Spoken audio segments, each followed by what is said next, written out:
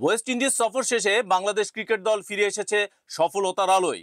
টেস্টে একটি জয়, ওয়ানডেতে পরাজয়, তবে টি-20তে হোয়াইট ওয়াশের প্রতিশোধ। দলের এই সাফল্যের নেপথ্যে কি রয়েছে? অনেকেই কৃতিত্ব দিচ্ছেন সিনিয়র সহকারী কোচ মোহাম্মদ সালাউদ্দিনকে।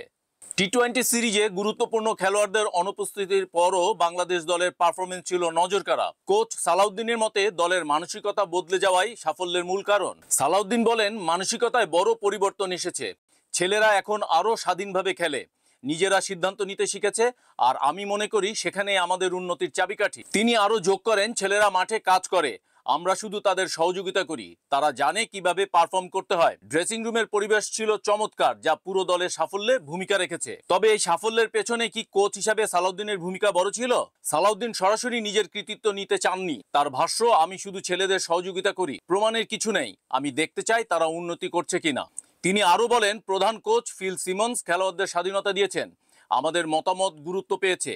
দল হিসাবে সবাই মিলে এই সাফল্য এসেছে। এবারের সফরে জাকের আলী, মেহেদী হাসান সহ একাধিক ক্রিকেটারের পারফরমেন্স ছিল নজরকাড়া। কোচ হিসাবে সালাউদ্দিন তাদের কতটা সাহায্য করেছেন? সালাউদ্দিন বলেন, জাকের কিংবা মেহেদী বিপিএল এবং ঢাকা লিগে আমার অধীনেই খেলেছে। তাদের খেলার ধরন জানা ছিল, তবে মাঠে খেলে সফল হতে হয়েছে তাদেরই। তিনি আরো বলেন, জাকের পরিণত একজন ক্রিকেটার, সে বোঝে কখন কি করতে হবে। আমি শুধু ওদের পাশে থেকেছি, স্নেহ দিয়েছি।